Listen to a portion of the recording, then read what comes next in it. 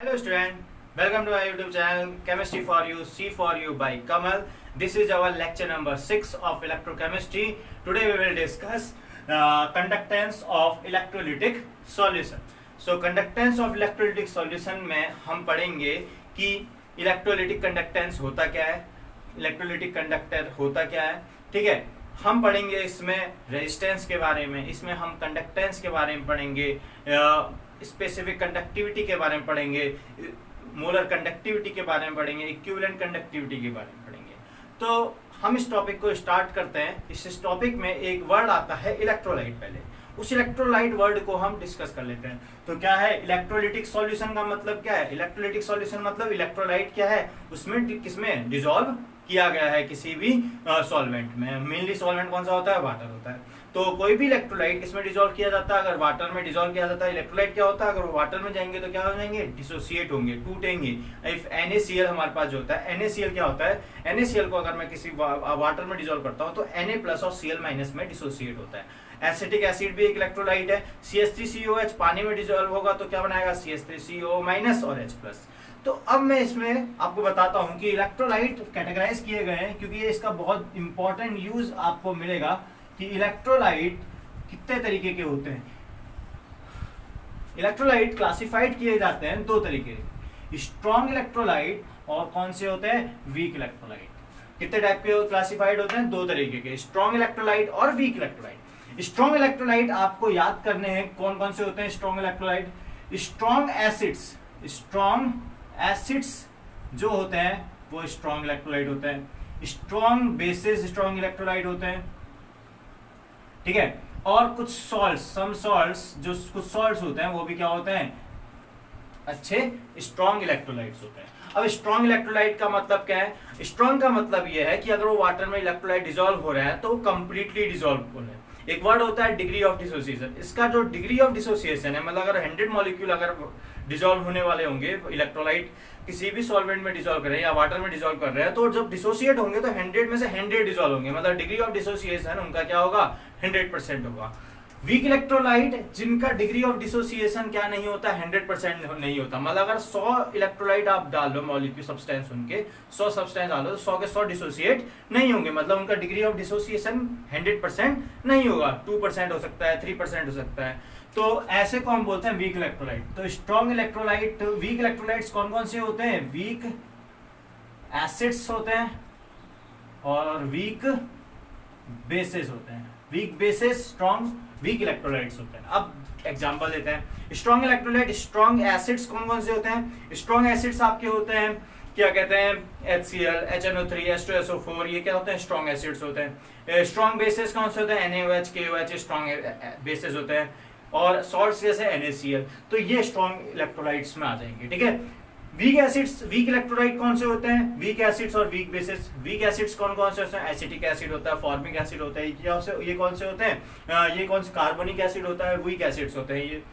Week basis जैसे ammonium hydroxide, aluminium hydroxide, ये सब क्या होते हैं? वीक बेसिस होते हैं. ठीक है, तो इसका मतलब वीक इलेक्ट्रोलाइट होते हैं. तो इलेक्ट्रोलाइट कॉन्सेप्ट समझ में आया? इलेक्ट्रोलाइट दो तरीके के होते हैं, स्ट्रॉन्ग और वीक. ये बाद में जाके बहुत यूज आने वाला है. ठीक है, इसको हम आगे डिस्कस भी करेंगे कि स्ट्रॉन्ग इलेक्ट्रोलाइट में क्या होगा फिर और ये क्या होगा. ठीक है ना.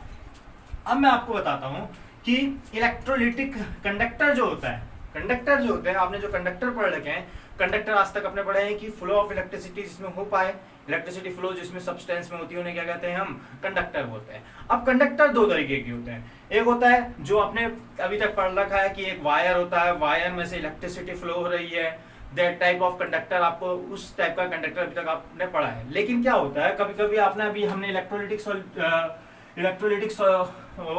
सेल पढ़ा था, उसमें आपने देखा था कि मैंने दो रॉड ली थी, दो रॉड में हमने सॉल्यूशन रखा था, वही इलेक्ट्रोलिटिक सॉल्यूशन था, और उसको हमने किससे? बैटरी से कनेक्ट किया था. तो इसमें जो था, इनमें इलेक्ट्रिसिटी फ्लो हो रही थी. अब यहाँ से यहाँ का कनेक्शन तो कुछ नहीं था ना, वायर का इसमें कोई कनेक्शन तो नहीं है.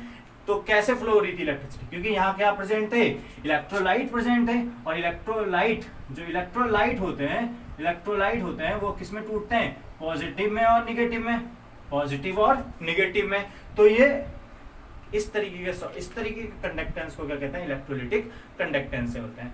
तो दो तरीके के कंडक्टर होते हैं आपके, इलेक्ट्रोलिटिक और मेटेलिक कंडक्टर होते हैं। इलेक्ट्रोलिटिक कंडक्टर में जो आपका इलेक्ट्रिसिटी फ्लो होती है, मैंने बोला ना यहाँ पर अगर Na प्लस है Cl माइनस है तो Na प्लस और Cl माइनस के मूवमेंट के वजह से क्या होगा, इलेक्ट्रिसिटी फ्लो होगी। तो इलेक्ट्रोलाइटिक सॉल्यूशन, इलेक्ट्रोलिटिक कंडक्टर वो होते हैं जिनमें जो इलेक्ट्रिसिटी का फ्लो होता है वो किस वजह से होता है, फ्लो ऑफ आयंस की वजह से होता है। मेटेलिक में ये आपने पढ़ रखा है किस वजह से होता है, मूवमेंट ऑफ इलेक्ट्रॉन्स की वजह से होता है। इलेक्ट्रिसिटी जब यहाँ टेक्स प्लेस करती है तो यहाँ पर क्या होता है, डिकम्पोजिशन होता है। NaCl जब पानी में जाता है तो Na प्लस और Cl माइनस बनता है, मतलब वहां पर क्या होगा, डिकम्पोजिशन ऑफ इलेक्ट्रॉन होगा। जब भी यहाँ पर इलेक्ट्रिसिटी का फ्लो होगा तो यहाँ क्या होगा, डिकम्पोजिशन होगा। आपने देखा होगा NaCl का डिकम्पोजिशन किसमें चेंज हो जाएगा, Na प्लस Cl2 मतलब चेंज हो जाएगा। लेकिन अगर कॉपर की वायर है, कॉपर की वायर से आप इलेक्ट्रिसिटी फ्लो कराते रहो, कुछ कॉपर क्या कहते हैं, सिल्वर में थोड़ा चेंज हो जाएगा, कॉपर किसी और चीज में थोड़ा चेंज हो जाएगा, उसी का वही सब्सटेंस जाएगा। मतलब इसमें इलेक्ट्रिसिटी जब फ्लो होती है तो डिकम्पोजिशन टेक्स प्लेस नहीं करता, जो है वो का वही रहेगा आपका, लेकिन इसमें चेंज हो जाता है। ठीक है, अब इलेक्ट्रिकल कंडक्टेंस जो होता है इसका किसका, इलेक्ट्रोलिटिक कंडक्टेंस टेम्परेचर के साथ बढ़ता है। अब टेम्परेचर के साथ क्यों बढ़ता है, देखो टेम्परेचर के साथ इसलिए बढ़ता है, टेम्परेचर के साथ क्यों बढ़ता है, टेम्परेचर के साथ इसलिए बढ़ता है, अब ध्यान रखना इसका रीजन ये है, मैंने थोड़ा सा देखा ये क्यों होता है, क्योंकि this is due to decrease in inter ionic attraction. किसकी वजह से होता है, this is due to inter ionic interaction, decrease in inter ionic interaction. अब देखो आयंस के मूवमेंट के वजह से क्या हो रही है, आयंस के मूवमेंट के वजह से इलेक्ट्रिसिटी फ्लो हो रही है। अब आयंस पास में है तो मूवमेंट क्या होगा, प्लस माइनस है, मूवमेंट क्या होगा, कम होगा। लेकिन जैसे जैसे दूर होंगे, टेम्परेचर बढ़ेगा तो आयंस की डिस्टेंस क्या होगी, बढ़ेगी। जैसे जैसे आयन की डिस्टेंस बढ़ेगी तो मूवमेंट क्या होने लग जाएगा, आसान हो जाएगा। तो जैसे जैसे हम टेम्परेचर बढ़ाएंगे वैसे वैसे आयंस में जो इंटर आयनिक अट्रैक्शन है वो क्या हो जाएगा, कम होता रहेगा, जिस वजह से मूवमेंट और इजीली हो जाएगा। जब आयंस में मूवमेंट बड़ी इजीली हो जाएगा तब क्या होगा, आपका जो टेम्परेचर के साथ कंडक्टेंस क्या होगी, बढ़ेगी। क्या होगी, टेम्परेचर के साथ कंडक्टेंस क्या होती है, यहाँ पर बढ़ती है। यहाँ पर कंडक्टेंस क्या होती है, घटती है टेम्परेचर के साथ। टेम्परेचर बढ़ाने पे मेटेलिक कंडक्टेंस क्या होती है, घटती है। कैसे, अब देखो मूवमेंट, इलेक्ट्रॉन है, इलेक्ट्रॉन के मूवमेंट की वजह से वायर है, वायर मतलब कोई मेटल है, मेटल में इलेक्ट्रॉन का क्या हो रहा है, मूवमेंट हो रहा है। अब इलेक्ट्रॉन का मूवमेंट हो रहा है, जैसे जैसे आप टेम्परेचर बढ़ाओगे वो किस में मूव कर रहे हैं, प्रोटॉन में, और उन प्रोटॉन्स को क्या कहते हैं, उन प्रोटॉन्स को कहते हैं कर्नल्स। क्या कहते हैं, कर्नल्स। वो कर्नल्स के ऊपर क्या कर रहे हैं, मूवमेंट कर रहे हैं। लेकिन जैसे जैसे आप टेम्परेचर बढ़ाओगे वो जो कर्नल्स होंगे वो क्या होने लग जाएंगे, वाइब्रेशन शो करेंगे, वो क्या करेंगे, वाइब्रेट करेंगे, और इलेक्ट्रॉन को क्या होगी, हिंड्रेंस होगी, जिस वजह से क्या होगा, फ्लो ऑफ इलेक्ट्रिसिटी में आसानी नहीं होगी। Which means electrical conductance increases with increase in temperature in electrolytic solution। इसका आंसर यहाँ की साइड है, this is due to decrease in interionic attraction। मतलब जैसे जैसे आप क्या करोगे, टेम्परेचर बढ़ाओगे, इंटरआयनिक अट्रैक्शन क्या होता रहेगा, कम होता रहेगा, जिस वजह से मूवमेंट। इसमें क्या है, टेम्परेचर बढ़ाने पे कंडक्टेंस क्या हो जाती है, कम हो जाती है, क्योंकि this is due to because kernel starts vibrating which produce hindrance in flow of electron। तो ये था आपका क्या, ये वाला टॉपिक कंडक्टर का। कंडक्टर में दो तरीके के होते हैं, इलेक्ट्रोलिटिक और मेटेलिक कंडक्टर होता है। ठीक है, नाउ अब हम डिस्कस करते हैं कि जो भी इलेक्ट्रोलिटिक कंडक्टेंस है उसका रेजिस्टेंस, उसका कंडक्टेंस ये पता करते हैं। तो रेजिस्टेंस को हम किससे डिनोट करते हैं, आर से, किससे, अब हम मेजर करने की कोशिश करते हैं क्या, रेजिस्टेंस। तो रेजिस्टेंस का फॉर्मूला आपने पता ही है कि क्या होता है, V अपॉन I। और रेजिस्टेंस होता क्या है, रेजिस्टेंस आपने पढ़ रखा, रेजिस्टेंस क्या होता है, कितनी मुश्किल से इलेक्ट्रिसिटी क्या हो रही है, फ्लो हो रही है। कंडक्टेंस क्या होगा उसका, कंडक्टेंस उसका क्या होगा, रिवर्स होगा, कितनी आसानी से इलेक्ट्रिसिटी फ्लो हो रही है। रेजिस्टेंस और कंडक्टेंस हमें निकालना पड़ता है कंडक्टर की। यहाँ किसकी बात चलेगी, इलेक्ट्रोलिटिक सॉल्यूशन की बात चलेगी। उसका हम क्या करेंगे, बात करेंगे कंडक्टेंस की बात करेंगे या रेजिस्टेंस की बात करेंगे, ठीक है। तो रेजिस्टेंस का जो यूनिट होती है वो आपको पता ही है क्या होती है, ओम, ठीक है, क्या होती है, ओम। रेजिस्टेंस की अगर यूनिट ओम होती है तो G is equal to 1/R होगा, तो कितनी होगी 1/ओम। इसको क्या लिख सकते हो, इस तरीके से लिखते हो, ठीक है। और इसको लिखने के लिए आप क्या लिखते हो, ओम इनवर्स, मतलब कंडक्टेंस की यूनिट क्या होती है, ओम इनवर्स। और इसको हम एक और नाम लिखते हैं मोह, इसको रिवर्स कर देते हैं, ठीक है। या फिर इसको मैं ओम इनवर्स भी लिख सकता होता, ओम इनवर्स, इसका सिंबल ये होता है मोह। और इसका जो बेसिक हम नॉर्मली यूनिट यूज करते हैं वो बेसिकली हम यहाँ पर यूज करते हैं सीमेन, इसको हम किससे यूनिट करेंगे, एस से। तो कंडक्टेंस और रेजिस्टेंस समझ में आया। रेजिस्टेंस क्या होता है, कितनी मुश्किल से इलेक्ट्रिसिटी फ्लो हो रही है, कितनी आसानी से इलेक्ट्रिसिटी फ्लो हो रही है, उसको कंडक्टेंस कहते हैं सिंपली अगर हम वे में कहेंगे तो। जो रेजिस्टेंस और यहाँ पर हम बात क्यों कर रहे हैं, क्योंकि हमें इलेक्ट्रोलिटिक सॉल्यूशन की क्या निकालनी है, इलेक्ट्रोलिटिक सॉल्यूशन की हमें क्या निकालनी है, कंडक्टेंस की बात करनी है। यहाँ पर हम रेजिस्टेंस को ज्यादा फोकस में नहीं रखते, हम यहाँ पर किसकी फोकस में रखते हैं, कंडक्टेंस को ज्यादा फोकस में रखते हैं, ठीक है। तो आर इजिकल जितनी फॉर्म लेंगे हम रेजिस्टेंस का कंडक्टेंस में चेंज करेंगे, ठीक है। तो ये हो गया आपका क्या, जी से डिनोट करते हैं किसको, कंडक्टेंस को। कंडक्टेंस को हम किससे डिनोट करते हैं, जी से डिनोट करते हैं। और रेजिस्टेंस को किससे डिनोट करते हैं, आर से। अब आपने एक फॉर्मूला पढ़ा होगा, R is equal to rho L upon A. तो R is equal to rho L upon A, ये आपने पढ़ रखा होगा। तो इसमें जो रो है उसको क्या कहते हैं, स्पेसिफिक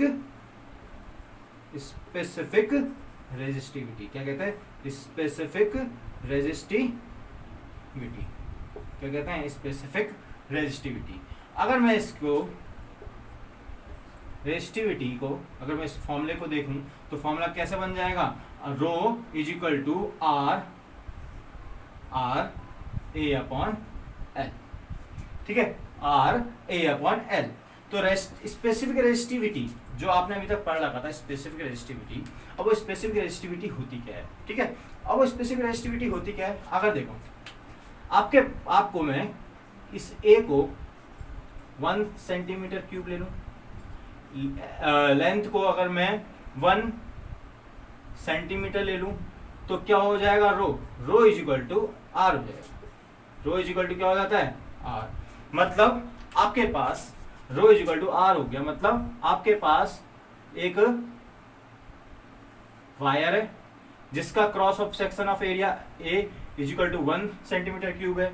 लेंथ कितनी है, 1 सेंटीमीटर लेंथ है, 1 सेंटीमीटर इसकी क्या है, लेंथ है। तो जो भी इसकी क्या होगी, रेजिस्टेंस होगी, वो क्या कहलाती है, रेजिस्टिविटी कहलाती है। समझ में आया क्या कहना है, मतलब रो इज इक्वल टू आर, जब हमने क्या किया 1 सेंटीमीटर स्क्वायर, 1 सेंटीमीटर स्क्वायर इसकी एरिया है और लेंथ इसका क्या है 1 सेंटीमीटर है, तो जो उस समय जो रेजिस्टेंस होगी वो रो के बराबर हो जाएगी। और रो को हम क्या कहते हैं, स्पेसिफिक रेजिस्टिविटी। स्पेसिफिक रेजिस्टिविटी वो रेजिस्टेंस है जब आपकी वायर की लेंथ 1 सेंटीमीटर स्क्वायर है, यहाँ पर हम 1 मीटर भी कह सकते हैं, ठीक है, 1 मीटर ही कहते हैं अगर हम उसकी बात करें ऐसा यूनिट के अकॉर्डिंग करें, लेकिन हम यहाँ पर इसको रिलेट करेंगे अभी अपने कॉन्सेप्ट से, इसलिए मैं सेंटीमीटर में अभी आपको बता रहा हूँ, ठीक है। एरिया 1 सेंटीमीटर स्क्वायर और लेंथ कितनी है 1 सेंटीमीटर है, तो उस वायर का जो रेजिस्टेंस होगा उसको हम क्या कहते हैं, रेजिस्टिविटी कहते हैं। लेकिन एक प्रॉब्लम की बात यह है, क्योंकि ये चीज तो हमने कहानी सुनी, किस कहानी बात कर रहे हैं, किसमें, वायर की, कंडक्टर की, मेटेलिक की, मेटल की। लेकिन अगर मैं इलेक्ट्रोलिटिक सॉल्यूशन की बात करूं, अगर इलेक्ट्रोलिटिक सॉल्यूशन की अगर हम बात करें, तब इलेक्ट्रोलिटिक सॉल्यूशन में एरिया क्या हुआ, लेंथ क्या हुआ, इसके लिए अब हमें अलग से तरीके से सोचना पड़ेगा ना। सॉल्यूशन के लिए थोड़ा ना कोई वायर होगा ना कुछ होगा, तो अब हम कैसे पता लगेगा कि उसके लिए ये ए और एल है क्या, ठीक है। तो उसके लिए हमें क्या करना पड़ता है, इलेक्ट्रोलिटिक सेल आपको सॉल्यूशन की भी जब भी हमें क्या निकालनी होती है, रेजिस्टेंस निकालनी होती है, तो हम उसके लिए एक नया टर्म इंट्रोड्यूस करते हैं, नया एक एपरेटस यूज करते हैं, जिससे हम क्या निकालते हैं, उसकी रेजिस्टेंस निकालते हैं। उस एपरेटस का नाम होता है कंडक्टिविटी सेल। अपने गैल्वेनिक सेल, इलेक्ट्रोलाइटिक सेल की तरह कंडक्टिविटी सेल भी एक सेल होगा, जिससे हम क्या निकाल सकेंगे, उसकी रेजिस्टेंस निकाल सकेंगे। तो कंडक्टिविटी सेल में क्या होता है, देखो कंडक्टिविटी सेल में ये इस तरीके से बना होता है। वो जो आपने इलेक्ट्रोलाइटिक सॉल्यूशन इसमें डिसॉल्व किया है, वो इलेक्ट्रोलाइटिक सॉल्यूशन इसमें डिसॉल्व कर देंगे। और एक आपने रॉड लगाई है, दो, एक एनोड रहेगी, जो भी आप यहाँ से एपरेटस लगा के काम करोगे, ठीक है। अब जो यहाँ पर एल और ए होगा वो ये होगा, लेंथ होगी इन दोनों के बीच की डिस्टेंस। ए होगा क्या, ए होगा ये जो एरिया होगा, जो आपका फॉर्मूला यहाँ पर था उसमें जो एरिया था वो एरिया ऑफ क्रॉस सेक्शन था वायर में, लेकिन जहां पर जो एरिया होगा वो क्या होगा आपका, वो एरिया होगा किसके बीच का, जो भी आपका रॉड होगी उसके बीच का एरिया, उसका रॉड का एरिया, और लेंथ दो रॉड जो रखी गई होंगी उनकी रॉड। और ये क्या होगा आपका इलेक्ट्रोलाइटिक सॉल्यूशन। क्या होगा ये, इलेक्ट्रोलाइटिक सॉल्यूशन होगा। इसका आप क्या निकाल लोगे, कंडक्टेंस निकाल लोगे। यहाँ पर जो L अपॉन A है इसका मतलब ये है, ठीक है। अब रो इज इक्वल टू रेजिस्टेंस। अब यहाँ के रिस्पेक्ट में कैसे बात करेंगे, यहाँ के रिस्पेक्ट में बात ये करेंगे कि 1 मीटर लेंथ, 1 सेंटीमीटर लेंथ, क्योंकि सेंटीमीटर में हम यहाँ बात करेंगे, और 1 सेंटीमीटर स्क्वायर क्या हो, एरिया हो, उसमें कितना इलेक्ट्रोलाइटिक सॉल्यूशन है, उसका रेजिस्टेंस, उसके रेजिस्टेंस को हम क्या कहते हैं, स्पेसिफिक रेजिस्टिविटी। देखो मतलब अगर मैं इसको इस तरीके से बनाऊं, ठीक है, जैसे ये एक इलेक्ट्रोड है और ये एक इलेक्ट्रोड है, ये दोनों दो रॉड है, मतलब समझो इनके बीच में आपका क्या है, इनके बीच में क्या है आपका सॉल्यूशन है, ठीक है, इनके बीच में सॉल्यूशन है। अब जो इनकी जो लेंथ और एरिया है वो कितना है, 1 और 1, ठीक है। तो मतलब यहाँ पर जो लेंथ एरिया है 1 सेंटीमीटर क्यूब, जो एरिया है वो कितना होगा, एरिया होगा 1 सेंटीमीटर स्क्वायर, और लेंथ क्या होगी आपकी 1 सेंटीमीटर। तो उसमें जितना भी इलेक्ट्रोलाइटिक सॉल्यूशन आ रहा होगा उसके कंडक्टेंस, उसकी रेजिस्टेंस को हम क्या कहते हैं, स्पेसिफिक रेजिस्टिविटी। डेफिनेशन पे ध्यान देना है आपको। रेजिस्टिविटी क्या होती है, जो भी रेजिस्टेंस होगा इनके बीच में, इस बीच में, मतलब 1 सेंटीमीटर क्यूब के अंदर, अगर आप कह सकते हो कि वॉल्यूम की बात चलेंगे, एरिया भी है और लेंथ भी है, तो 1 सेंटीमीटर क्यूब वॉल्यूम में जितना इलेक्ट्रोलाइटिक सॉल्यूशन होगा उसकी वेवलेंथ, उसकी क्या कहते हैं, उसकी रेजिस्टेंस को हम क्या कहते हैं, रेजिस्टेंस कहते हैं, स्पेसिफिक रेजिस्टिविटी कहते हैं, ठीक है। तो कह सकते हैं कि resistance of 1 centimetre cube of the conductor is called specific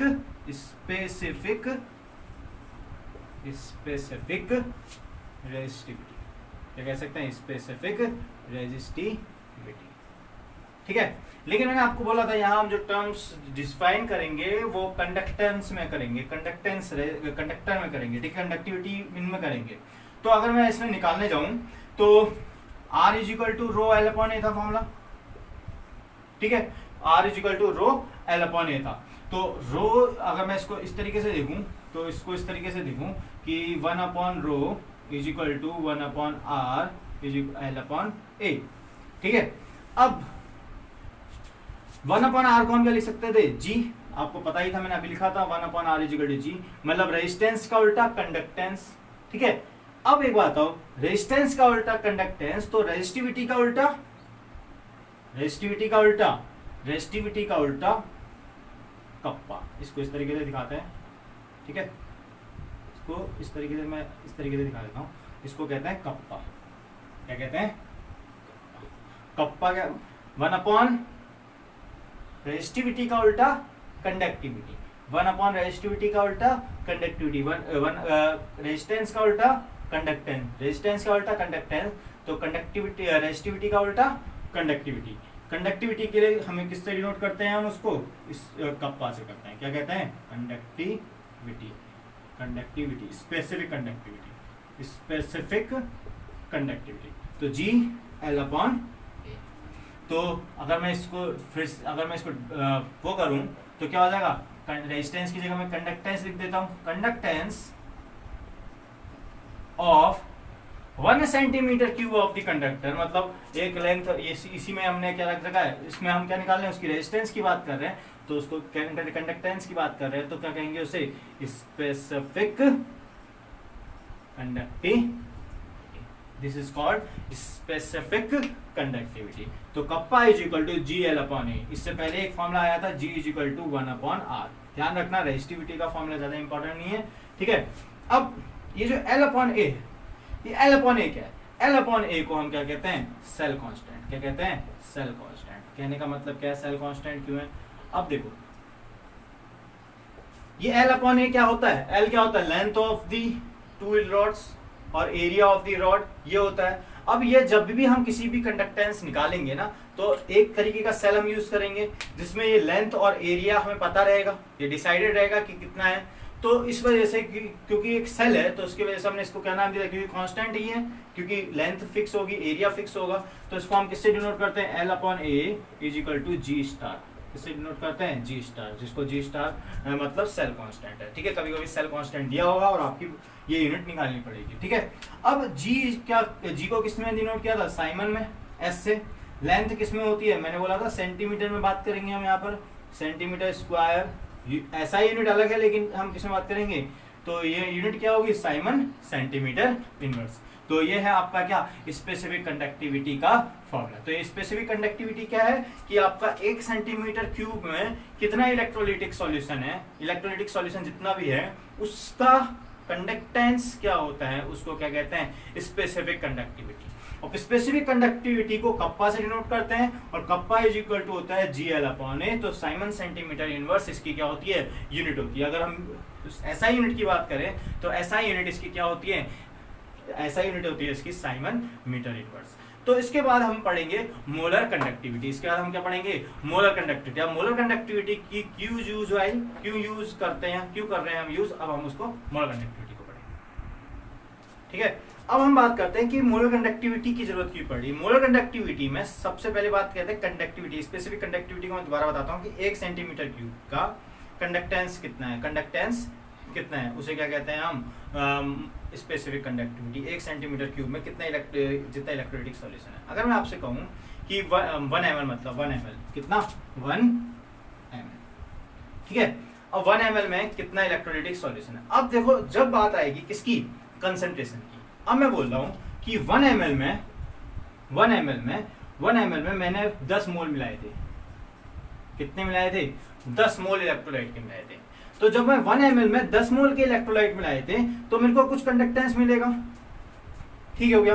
ए ने क्या किया, 10 मोल मिलाए, 1 ml में इलेक्ट्रोलाइट के एक मोल सॉल्यूशन था, उसमें 10 मोल इलेक्ट्रोलाइट था, ठीक है। लेकिन अगर दूसरे ने उसी इलेक्ट्रोलाइट का, वही इलेक्ट्रोलाइट था पर कितना मिलाया था, 20 मोल मिलाए थे, तो ये वैल्यू क्या आएगी, ऑब्वियस अलग आएगी, क्योंकि जो 1 ml में 10 मोल मिलाएंगे तो उसकी कंडक्टेंस किस वजह से आएगी, 10 इलेक्ट्रोलाइट कितने होंगे, 10 मोल के होंगे। मतलब क्या होंगे, प्लस माइनस क्या होंगे, जितने 10 मोल वाले आयंस होंगे। अगर मैं 10 मोल NaCl डिजोल्व कर रहा हूँ तो कैसे होगा, 10 Na प्लस होंगे, 10 Cl माइनस होंगे, तो 10 Na प्लस और 10 Cl माइनस होंगे। इसका मतलब आपकी जो कंडक्टेंस आएगी वो किसकी वजह से आएगी, 20 आयंस की वजह से आएगी। अगर मैं यहाँ 20 मोल कर रहा हूँ NaCl के, तो किसकी वजह से आएगी, 40 मोल ऑफ Na प्लस और Cl माइनस की वजह से आएगी। यहाँ 20 की वजह से आएगी। हाँ, तो जो स्पेसिफिक कंडक्टिविटी है वो डेफिनिट तो है, किसके अकॉर्डिंग, आपके किसके अकॉर्डिंग करेंगे, वॉल्यूम के अकॉर्डिंग बात करें। लेकिन अगर कंसंट्रेशन हम चेंज करेंगे तो वैल्यू अलग अलग आएंगी।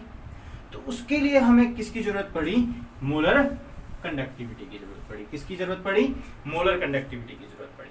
उसने मोलर कंडक्टिविटी क्या होती है, अब मोलर कंडक्टिविटी होती क्या है, molar conductivity is defined as the conductance of all the ions produced from 1 mole of electrolyte dissolved in V centimetre cube of the solution. उसने कहा कि अगर आपके पास क्या है, एक इलेक्ट्रोलिटिक कंडक्टेंस क्या है, कंडक्टेंस है सारे आयंस का, किसके द्वारा प्रोड्यूस, 1 मोल ऑफ इलेक्ट्रोलाइट। अब आप क्या करो, अब आपके पास कोई सैंपल है, कोई सैंपल में से अब आपको क्या निकालना है, आपको 20 सेंटीमीटर क्यूब निकालना है। 20 सेंटीमीटर क्यूब कह दो कि 1 ml निकाल रहे हो आप, या फिर 1 सेंटीमीटर क्यूब कह रहे हो कि 1 सेंटीमीटर क्यूब आपने निकाल दिया। अब उसमें 1 सेंटीमीटर क्यूब में 1 मोल होने चाहिए। कितने मोल होने चाहिए? 1 मोल होने चाहिए। तो 1 मोल का जो भी क्या होगा, कंडक्टेंस होगा, उसे क्या कहेंगे? Molar conductivity. यहां पर आप 100 सेंटीमीटर क्यूब निकालो, लेकिन 100 सेंटीमीटर क्यूब में कितने मोल होने चाहिए? 1 मोल इलेक्ट्रोलाइट होना चाहिए। अब आप कोई भी तरीके से करो, जब भी मैं यहाँ पर कहूँ कि आपने 10 NaCl मिलाए हो या 20 NaCl मिलाए हो, उससे आप कोई फर्क नहीं पड़ने वाला, क्योंकि आपको एक अमाउंट निकालना है 20 सेंटीमीटर क्यूब। मैंने भी 10 ml लिया, आपने भी 10 ml लिया, लेकिन उस 10 ml में, दोनों के 10 ml में क्या होना चाहिए? 1 मोल क्या होना चाहिए? इलेक्ट्रोलाइट होना चाहिए।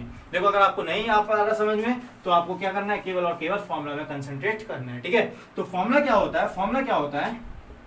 फॉर्मूला होता है m, लैम्डा m से डिनोट करते हैं किसको? मोलर कंडक्टेंस को, kappa into v।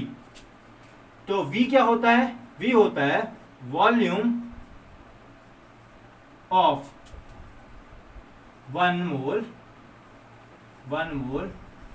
Of electrolyte.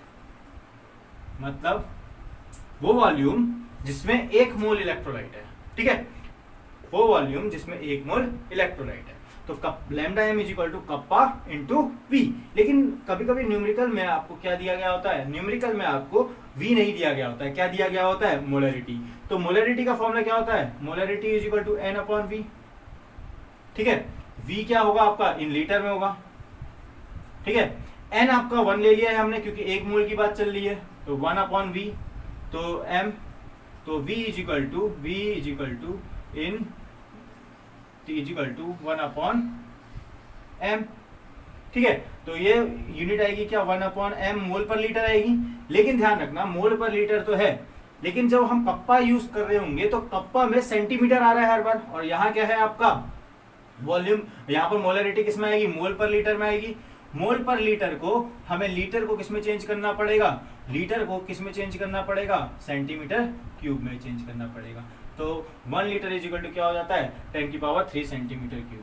तो यहाँ पर क्या हो जाएगा? 1 तो कप्पा, तो क्या हो जाएगा? 10 की पावर 3 अपॉन मोल। मोलरिटी की यूनिट क्या हो जाएगी यहाँ पर? मोल पर सेंटीमीटर क्यूब। जब आप यहाँ लगाओगे इस वैल्यू को, तो क्या करोगे आप? यहाँ आप क्या रखोगे? 10 की पावर 3 अपॉन मोलरिटी। ठीक है, मोलरिटी। अब मोलरिटी की अगर बात करेंगे तो क्या आएगा आपको यहाँ पर? तो कप्पा कहते हैं कप्पा इंटू 10 की पावर 3 इंटू मोलरिटी की कप्पा की यूनिट क्या होती है? Simon centimetre inverse. अभी मैंने बोला मोलरिटी को किस में चेंज कर दिया? मोल पर सेंटीमीटर क्यूब। जो यूनिट आएगी वो क्या आएगी? Simon centimetre square mole inverse. ये सेंटीमीटर स्क्वायर मोल इनवर्स हो जाएगा। तो लैम्डा m की यूनिट क्या होगी? Simon centimetre square mole inverse. तो आपको याद रखना है ये वाला फॉर्मूला, जो आपके न्यूमेरिकल में यूज होने वाला है। ठीक है, कप्पा इंटू 10 की पावर 3।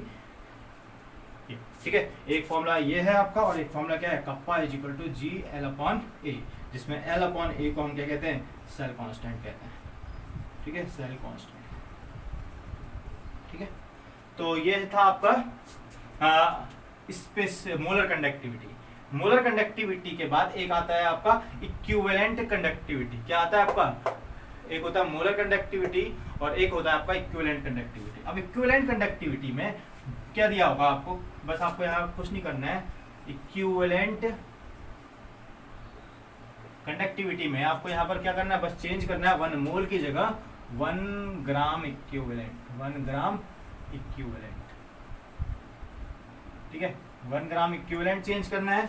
और यहाँ कप्पा इंटू वो वी आपको, क्योंकि न्यूमेरिकल में कभी कभी आपकी नॉर्मेलिटी यूज होगी, नॉर्मेलिटी यहाँ यूज कर देना है बस। और यहाँ क्या करना है? नॉर्मेलिटी यूज करना है। जैसे आप ये फॉर्मूला यूज करेंगे तो मोल हट जाएगा, मोल इनवर्स होगा। ठीक है, मोल इनवर्स होगा। ठीक है, Simon centimetre square mole inverse है। ठीक है, लैम्डा m की वैल्यू तो क्या हो जाएगी?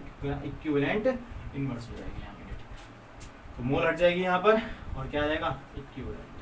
तो मोलर कंडक्टिविटी 1 मोल की अगर आप क्या निकाल लो, एक 20 सेंटीमीटर क्यूब आपने 20 ml लिया हुआ है या 20 सेंटीमीटर क्यूब लिया है, उसमें 1 मोल इलेक्ट्रोलाइट है, उसका जो कंडक्टेंस होगा उसे क्या कहेंगे हम, मोलर कंडक्टिविटी। अगर 1 ग्राम इक्विवेलेंट अगर उसमें इलेक्ट्रोलाइट है तो उसे क्या कहेंगे, इक्विवेलेंट कंडक्टिविटी। जो फॉर्मूला है वो ये है आपका। तो 3 फॉर्मूले आपके यहाँ से हमारे निकल के आते हैं। तो वो 3 फॉर्मूले हैं क्या, तो जो आपके लिए इंपॉर्टेंट भी हैं, ध्यान रखना है आपको। 3 फॉर्मूले जो आपके लिए इंपॉर्टेंट है वो है आपके, एक है kappa G is equal to 1/r, G is equal to 1/r, kappa is equal to kappa is equal to rho L/A, lambda m is equal to kappa into 1000। यहाँ पर ध्यान रखना कप्पा सेंटीमीटर में आएगा तभी 10⁻³ आएगा ध्यान। Molarity lambda EQ equivalent conductivity, lambda EQ से डिनोट करते हैं हम इसको, तो कप्पा इंटू 10⁻³ अपॉन नॉर्मेलिटी। तो ये 4 फॉर्मूले आपको यूज करने हैं। इसकी यूनिट क्या होती है, साइमन, इसकी क्या होती है साइमन सेंटीमीटर इनवर्स, और इसकी क्या होती है Simon centimetre square mole inverse, और इसकी क्या होती है Simon centimetre square equivalent inverse. तो ये है आपके 4 फॉर्मूले। अब मैं इसके लिए इसके न्यूमेरिकल आपको करता हूँ, 1-2 न्यूमेरिकल कराते हैं। तो अब हमारे पास 2 न्यूमेरिकल है हमारे पास, एक ये है एक ये है, ठीक है। तो पहला न्यूमेरिकल अगर हम करते हैं तो क्या है आपका, इफ स्पेसिफिक कंडक्टिविटी, कप्पा को स्पेसिफिक कंडक्टिविटी कहते हैं, of n/50 KCl solution at 298 Kelvin is 0.002765 ohm inverse and the resistance of a cell is 100 ohm। तो मतलब आपको क्या दिया गया है, रेजिस्टेंस दिया हुआ है, 100 ओम, ठीक है। और आपको क्या दिया हुआ है, कप्पा दिया हुआ है, क्या दिया हुआ है, कप्पा दिया हुआ है 0.027,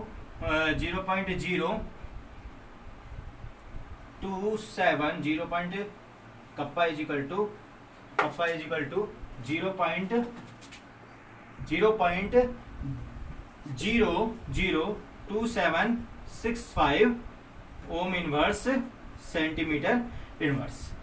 तो यहां पर आपसे पूछा गया है कि जी कांस्टेंट बताओ, तो विच मीन जी कांस्टेंट का फॉर्मूला क्या होता है, L/A, ये बताओ।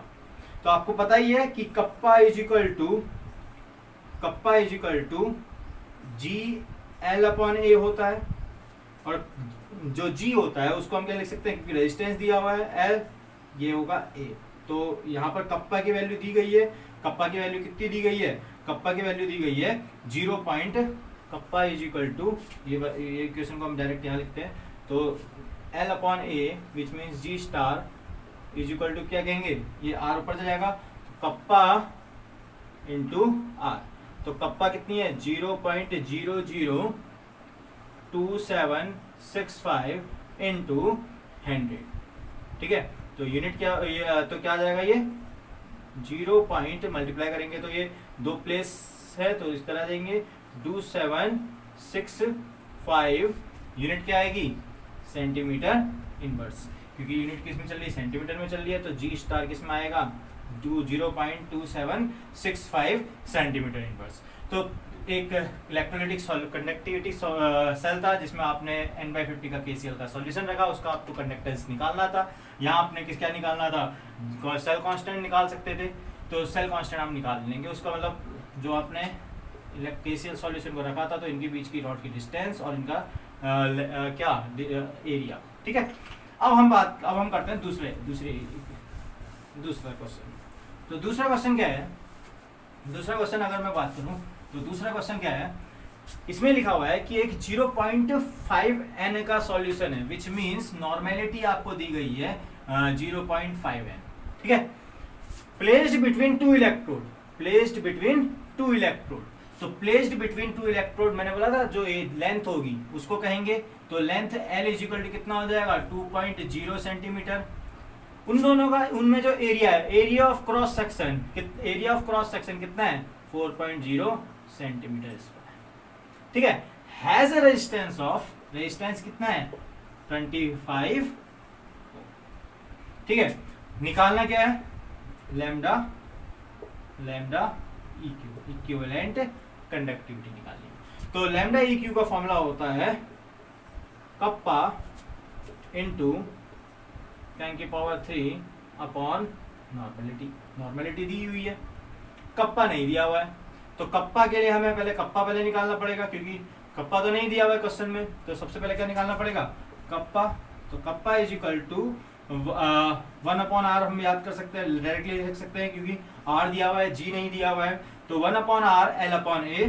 तो r कितना है 1/25, L कितना है 2/4। तो कितना हो जाएगा ये 1/50। तो यहाँ हम कप्पा की वैल्यू क्या लिख सकते हैं 1/50 इंटू 10⁻³ अपॉन n कितना है, n है 0.5। तो कितना आ जाएगा ये 1/50, इसको हम 10 कर सकते हैं। तो 1/50 इंटू 10 अपॉन 10⁻। तो इसको देख लो आप जरा। तो क्या हुआ था, देखो यहाँ पर हुआ क्या है कि आपके पास नॉर्मेलिटी 0.5 n है, ठीक है, 0.5 n है। लेंथ कितनी है, 2.0 सेंटीमीटर है, ठीक है। नॉर्मेलिटी 0.5 n है, L 2 है, एरिया 4 सेंटीमीटर स्क्वायर है, ठीक है। यहाँ से हम कप्पा निकाल लेंगे, वो कितना है साइमन सेंटीमीटर इनवर्स वैल्यू आएगी। तो कप्पा की वैल्यू हम यहाँ रख देंगे 1/50। देखो लैम्डा इक्यू निकाला, तो लैम्डा इक्यू में कप्पा नहीं था, तो कप्पा के लिए फॉर्मूला निकाला 1/r L/A। तो कप्पा की वैल्यू रखी 1/50। तो और नॉर्मेलिटी कितनी है 0.5। तो अगर हम इसको मल्टीप्लाई करें तो कितना आ जाएगा 10⁻³ इंटू 10 अपॉन 50 इंटू 5। तो कितना आ जाएगा 1, ये कट जाएगा, तो 3, और ये क्या हो जाएगा आपका 25 आ जाएगा। तो ये किससे कट जाएगा 4 से, 4 0। और आपको पता ही है लैम्डा इक्यू की यूनिट क्या होती है, Simon centimetre square equivalent inverse होती है, ठीक है। तो था क्या, उस 0.5 नॉर्मेलिटी का सॉल्यूशन था, 2 सेंटीमीटर और 4 सेंटीमीटर उसकी लेंथ थी और एरिया थी। इससे आपने क्या निकाला L/A था ये जी का, ठीक है।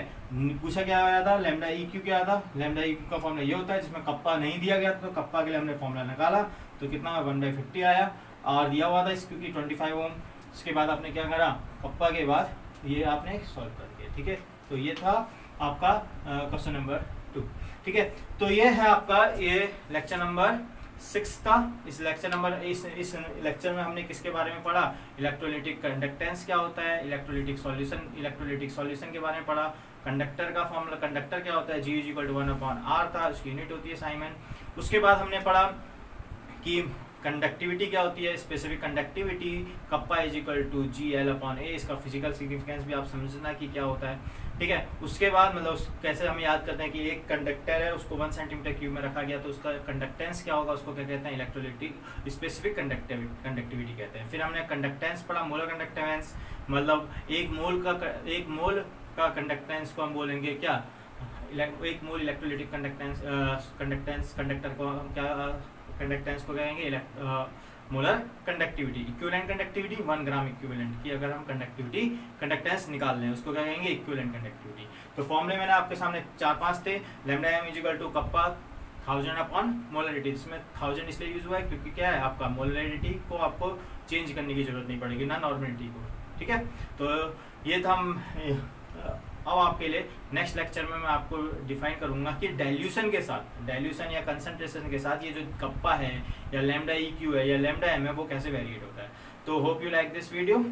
इस वीडियो को लाइक और शेयर जरूर करें और चैनल को सब्सक्राइब करना ना भूलिए।